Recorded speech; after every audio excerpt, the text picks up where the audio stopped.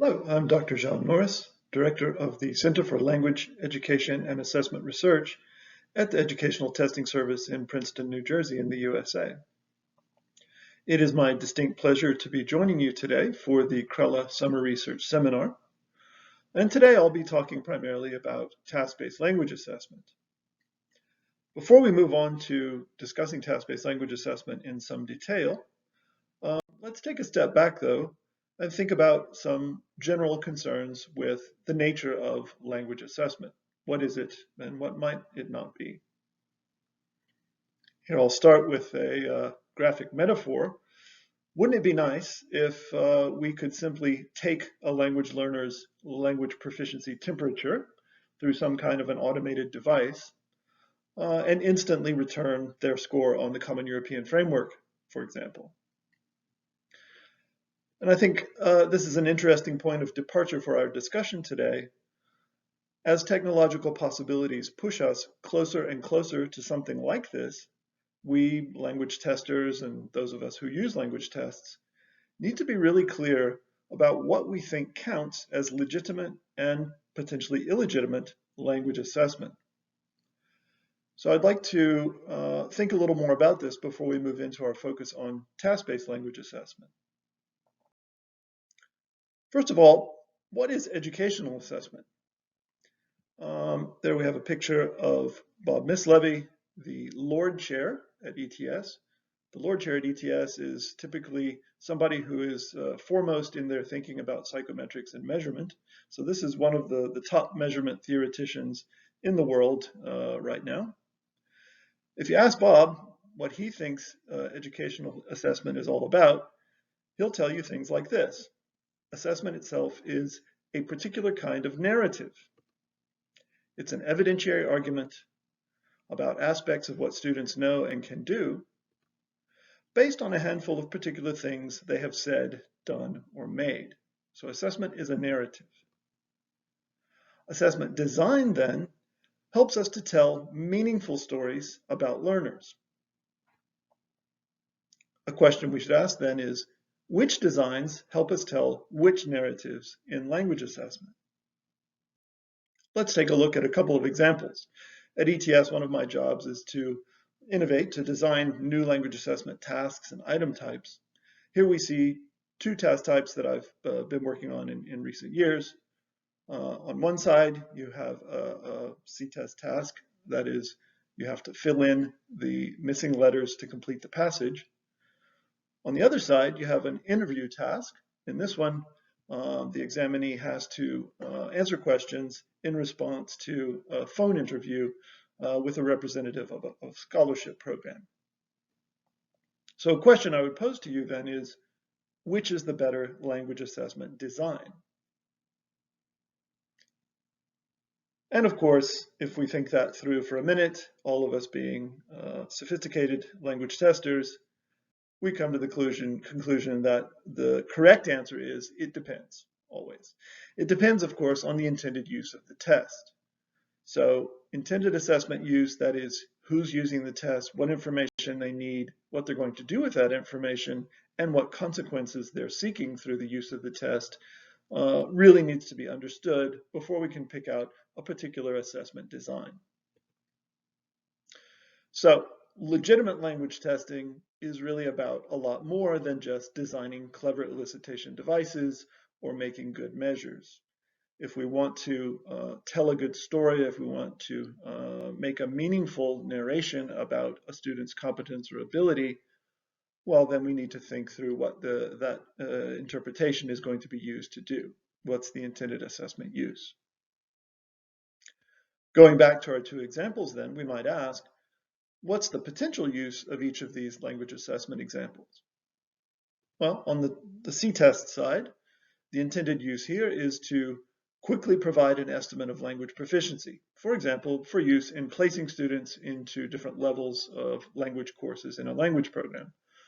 This is explicitly not a task-based assessment. On the other side, the intended use here might be to elicit extended, authentic, interactive performance in the target language.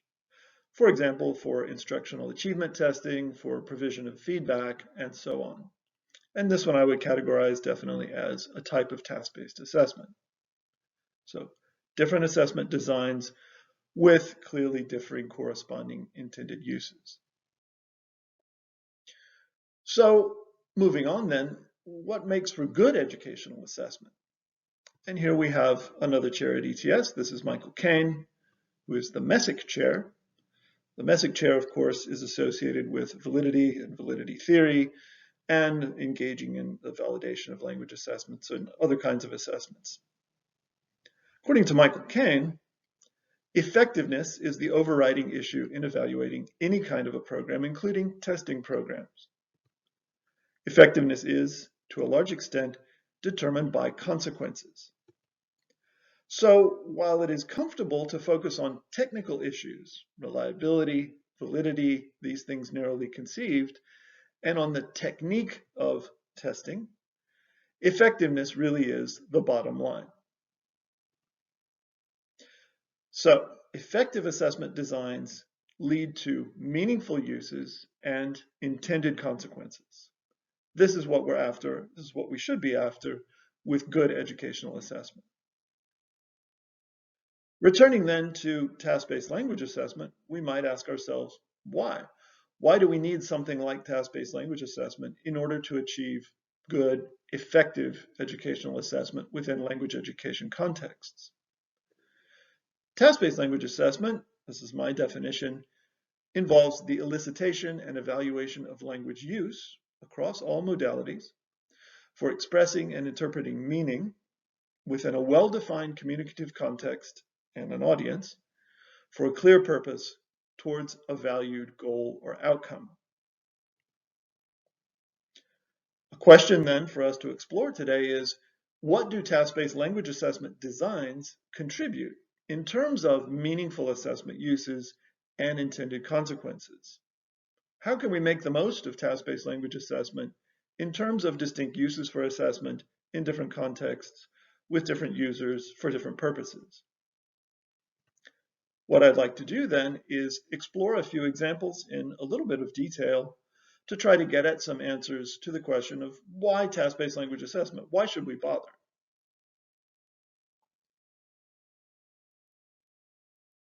Let's take a look then at a first example. Here, the test taker has to first read a short passage. That's the behavior modification passage you see at the bottom of the screen. And then they have to listen to a talk or a lecture on the same topic. So we'll give you a sample of the lecture that the examinee has to listen to as well. This happens all the time with kids in schools. Say there's a little boy or girl who's just starting school.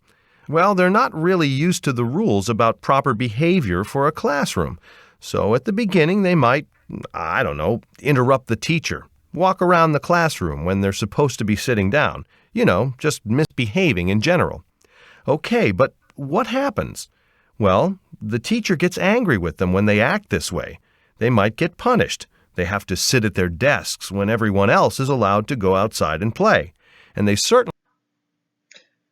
And that's just a snippet of the lecture that the examinee has to listen to as well.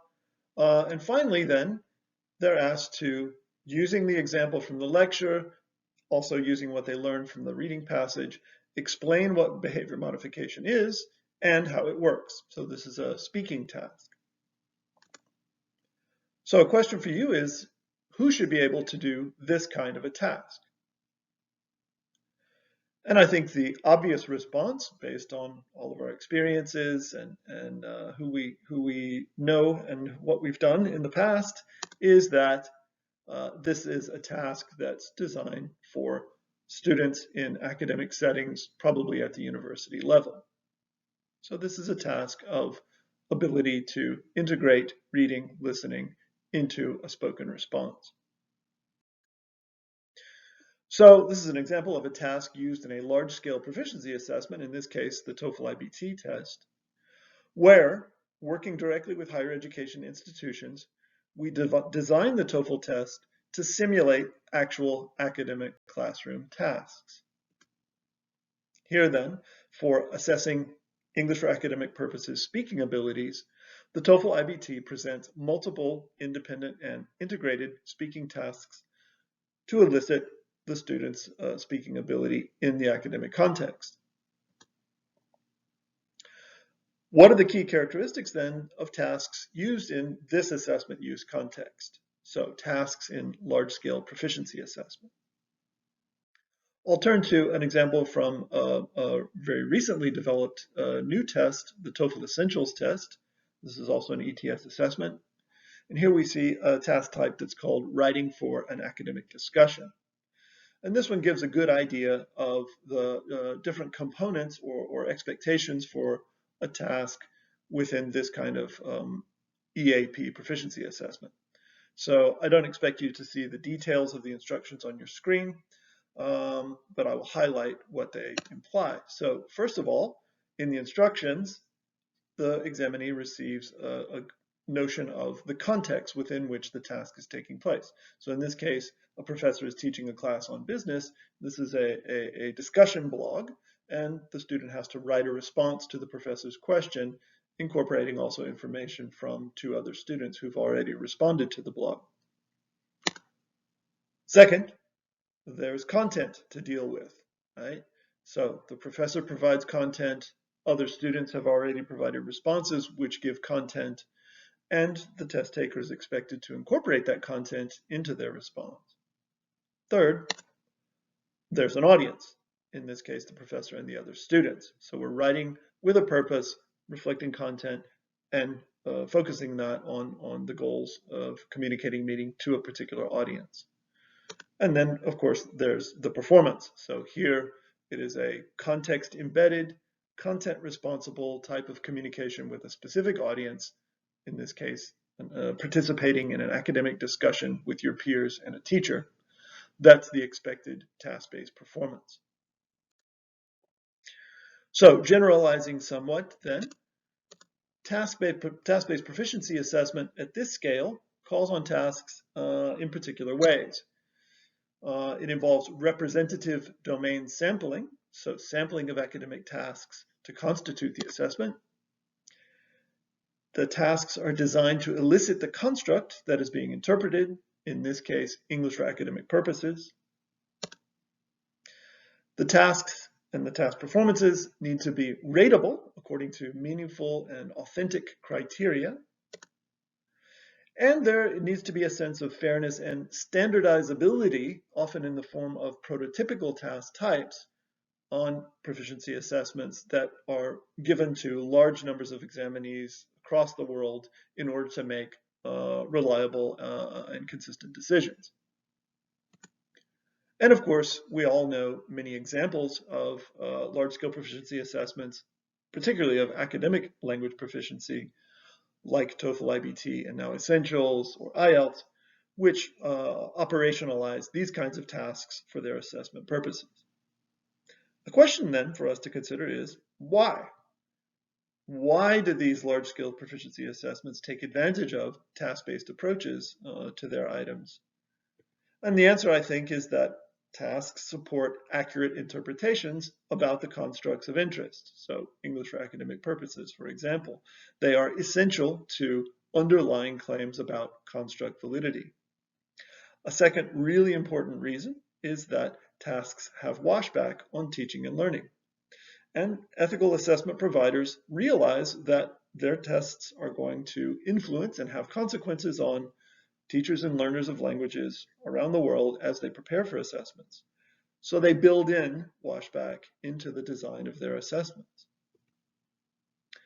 And a final question I would pose then before we move on to another example is it even possible to accurately interpret something like an English for academic purposes proficiency construct without the use of tasks?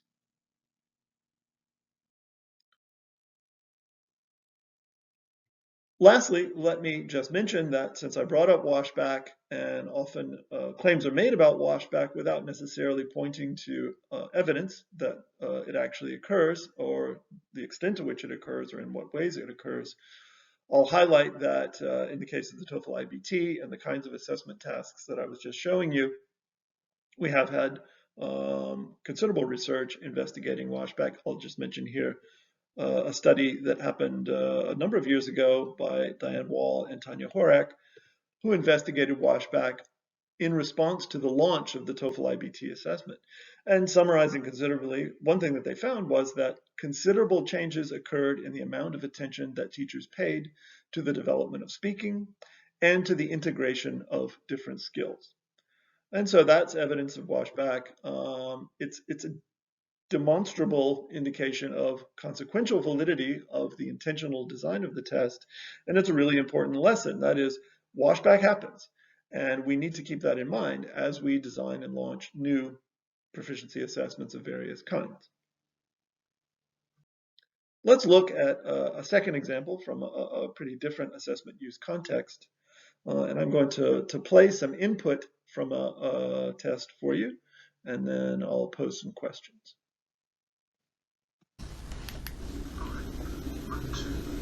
Top line 732, runway in sight, 4 miles.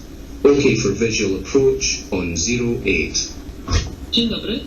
Roger, top line 732, you are... Whoa, there is a bright red microlight just north of touchdown 08, heading south. I reckon he's about 250 feet above ground level.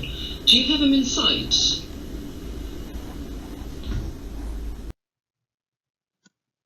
So that's the inputs. And now the question for you is, who should be able to do this kind of a task? That is, who should be able to handle that kind of audio input?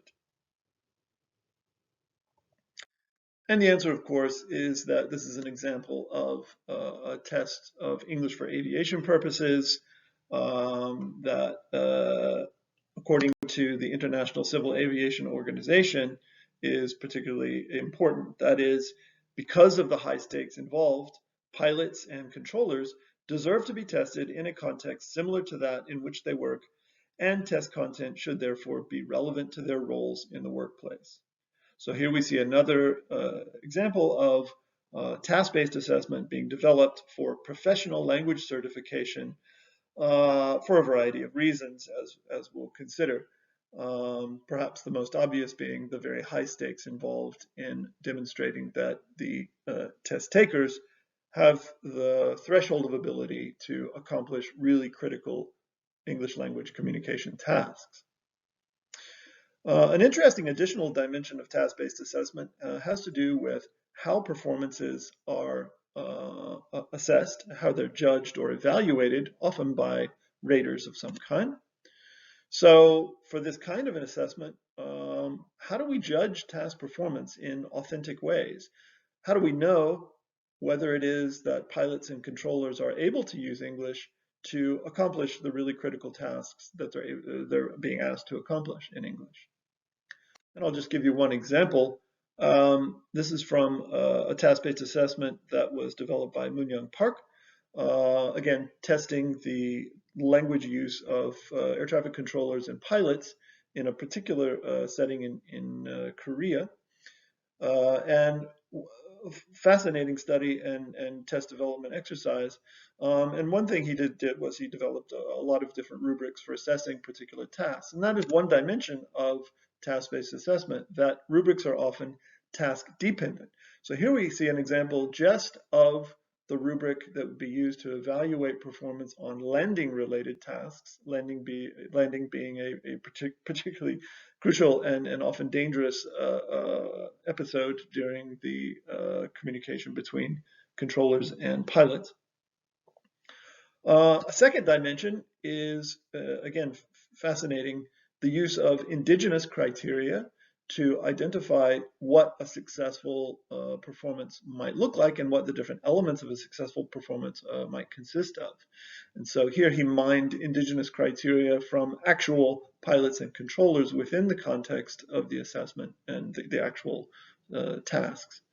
And third, another critical element has to do with determining within the rubric a threshold for success. So it's not simply a rating scale, but this is a scale that shows the minimum necessary performance according to the indigenous criteria for the task to be considered to have been successfully accomplished. So those are some critical elements of the rating criteria used to judge or evaluate task-based performances in this kind of professional certification circumstance. So what are the key characteristics of tasks in this context of use? So tasks for professional language certification. Well, obviously, high fidelity tasks and the context replications or simulations are the key ingredient to this kind of an assessment. Unlike in the previous language proficiency example, here we really want comprehensive sampling of all key task types, again based on domain analysis. So it's not representative sampling, but it's comprehensive sampling, because the examinees often need to be able to demonstrate that they can do all of the tasks that are required at a certain threshold level of success. And as I just showed you, real-world scoring using on-the-job or indigenous criteria for task success. So these are hallmarks of the kinds of tests used in task-based certification assessment. And there are a number of examples from quite distinct fields, often medical occupations, but also teacher certification, aviation, security fields, and so on. These are places where communication is essential, and we need to determine that people can actually do it on the job. So why? Well, tasks demonstrate on-the-job abilities for high-stakes decisions to be made. And again, tasks wash back on teaching and learning. So if we don't assess in these ways, well, what is that going to tell teachers and learners about the kinds of language that they need to learn? And indeed, a final question here is it responsible to certify a professional's second language abilities without using tasks? Think about the potential implications of that, for example, for tests of aviation English. Moving on then, let me show you a third example, again, of a very different kind of a task-based assessment. Here we see a scenario that is a series of tasks that are all connected to a common theme. In this case, the theme is school day. And these are assessments that were developed by my colleagues, Mikan Wolf and Alexis Lopez. So I'm going to play for you then some of the input and task instructions for this particular, one particular task within this scenario. So we'll look at mixing paint. I have some yellow paint, some blue paint, a brush, and a plate. First, I put some yellow paint on the plate. Then I'm going to take some blue paint. Finally, watch what happens when I mix the yellow paint with the blue paint.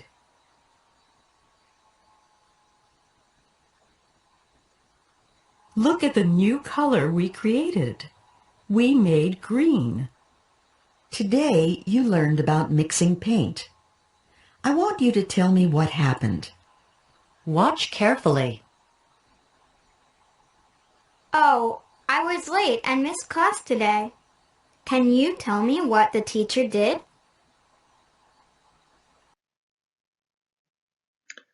Okay, so that's an example of the first part of the assessment, and then you see a couple of different prompts that the test taker receives at the end.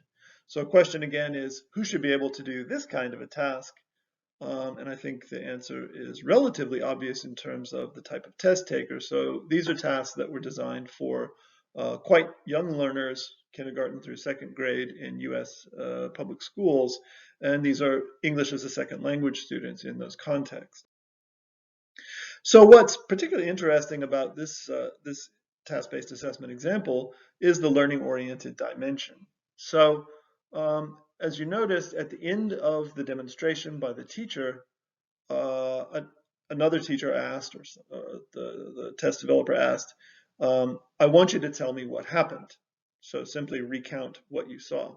And this is an example of a response from an ESL student in a study that was done with this assessment.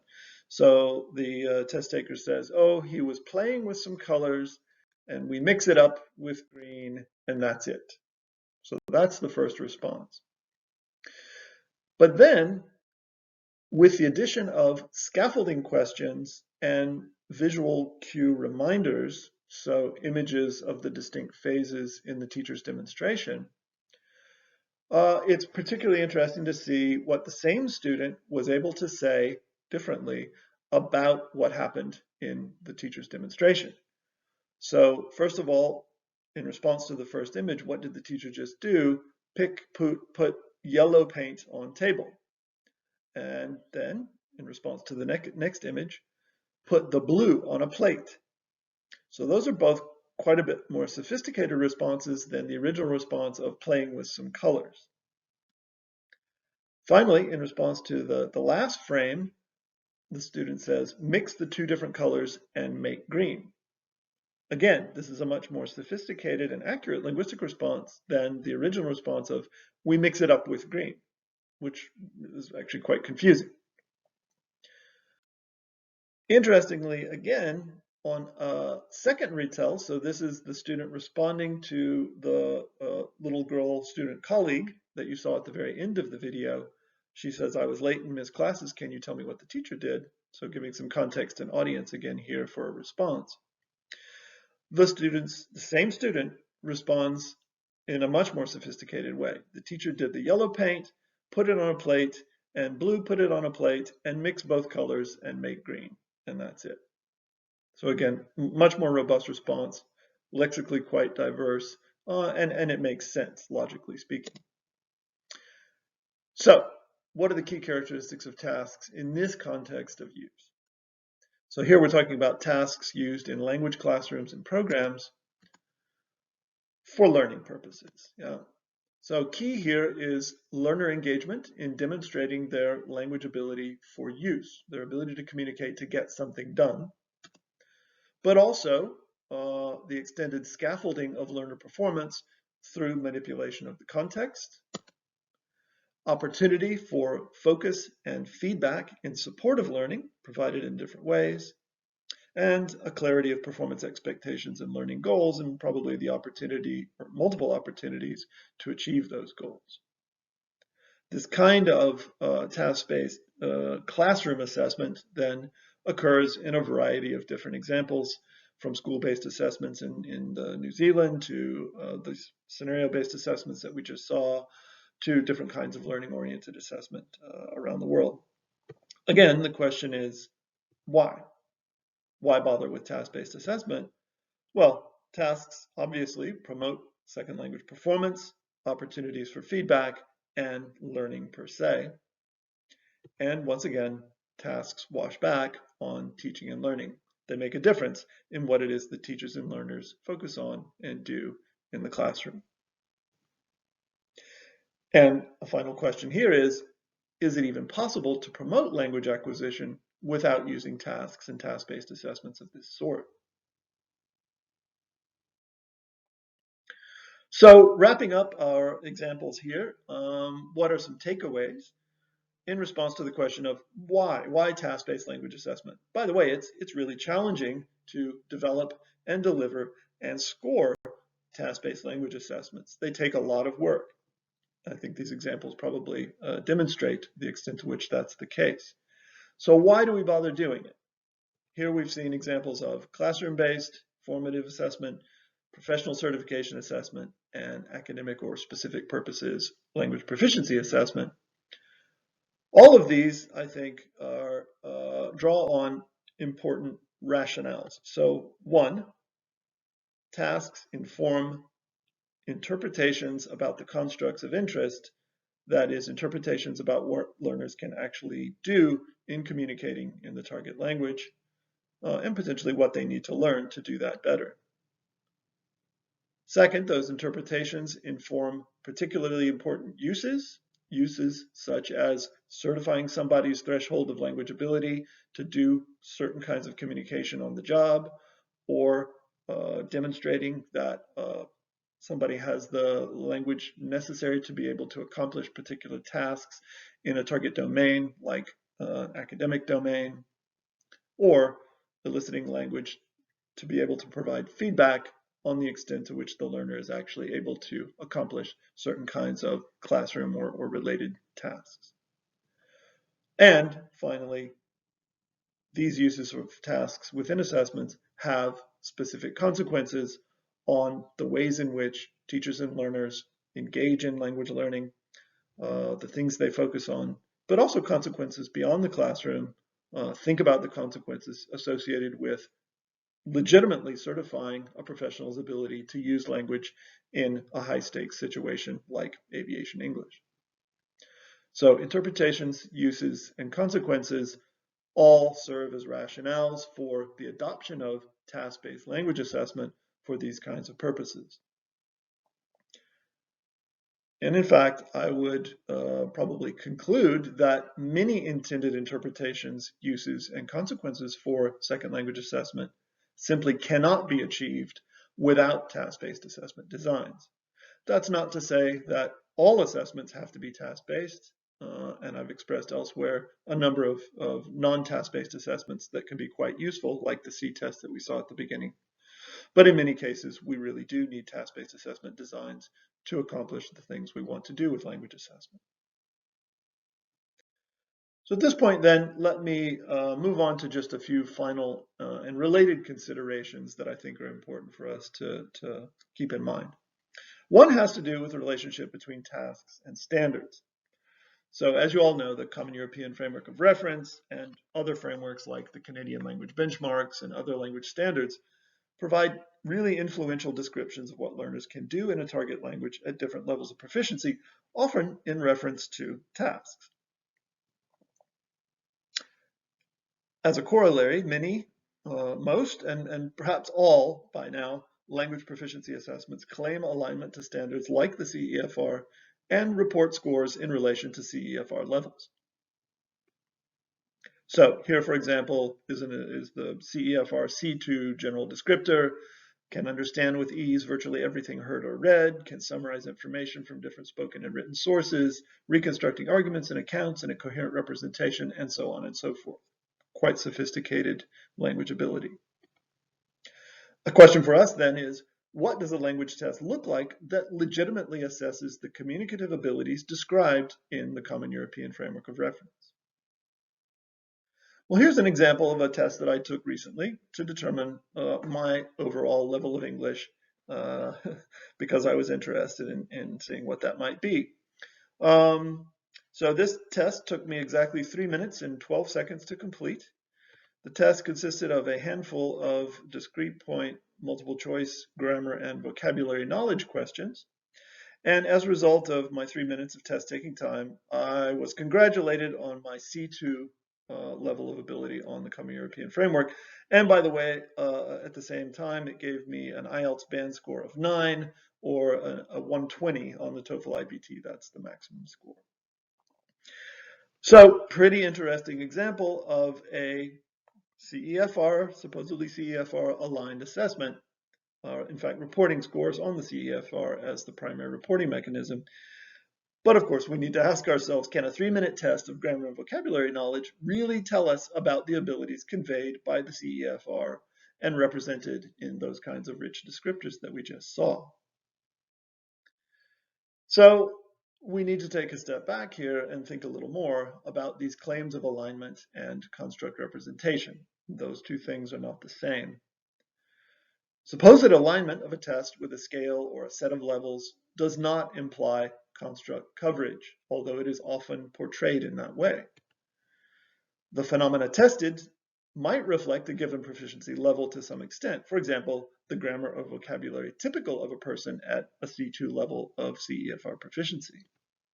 But that does not mean that what is described in the framework has actually been tested on that test. Similarly, no two tests can be considered equivalent through their alignment to the CEFR or any other proficiency scale or framework. And claims of test equivalence of measuring the same thing depend on the extent to which tests demonstrably measure the same thing, not simply via alignment to the CEFR. So the caveat emptor here is that test users who want to know about the abilities listed in the CEFR descriptors or others like the Canadian Language Benchmarks should choose tests that actually measure those abilities, and not all tests that claim alignment to the CEFR do that. And again, let me argue, it is not possible to legitimately assess the language abilities described in the CEFR without using tasks. Here's a second consideration, and this has to do with technology, and this was kind of the starting point for our discussion today. So the handful of task-based assessment examples that I showed you actually are all technology-mediated assessments. They provide extended delivery efficiency, and they increase accessibility through internet-based testing, for example. They enhance the authenticity of tasks through rich simulations, through the provision of context, through scaffolding. They augment human scores with selective use of automated scoring. But the driving design feature behind the assessments were the tasks themselves, not the technology. Going back to our CEFR thermometer metaphor, many recent language assessments leverage technology in a pretty different way. They leverage technology per se as the driving design feature. So they try to take advantage of mobile anytime, anywhere delivery, the machine generation of items automatically, exclusively automated scoring to increase efficiency, and hyper-rapid testing environments. But the question for us is, at what expense for meaningful uses and consequences of assessment? And I really think we need to pay a lot of attention to those particular phenomena when it comes to the increasing use of technology and AI in particular as the background for language assessments. What we tend to see are really decontextualized tests of highly constrained aspects of language knowledge and skills. That is, these are often not task-based assessments that we see as a result of AI and technology-driven test design. So given those last couple of points, how do we make the most of task-based language assessment? Let me offer a few final action points for your consideration. First of all, effective assessment designs should lead to meaningful uses and intended consequences. That should be the bottom line. As a result, we need to interrogate all assessments for how they are actually used and what happens as a result. Regardless of whether it's a task-based assessment or some other assessment, it should be interrogated for what actually happens as a result. Task-based assessments then, in particular, focus on ability to communicate meaning in context for a purpose. Where that's valued, we should choose task-based assessments in order to know what learners can do, and also, by the way, to wash back on L2 teaching and learning. Proficiency frameworks help to make sense of differing levels and types of language ability, but we need to interpret test scores on the basis of what they actually measure, not merely on alignment to frameworks or correlations with other tests. And we need to be particularly careful about assessments that base their claims to validity on alignment or correlation. Finally, new technologies present numerous possibilities for design, delivery, and scoring of language assessments. There's a lot going on there and a lot that we can take advantage of. At the same time, we really need to scrutinize technology-mediated assessments for what they can and cannot be trusted to show us about language abilities and what consequences ensue from their use. And with that, then, I will say thank you, and I am happy to talk more about these topics with you and answer any questions you might have.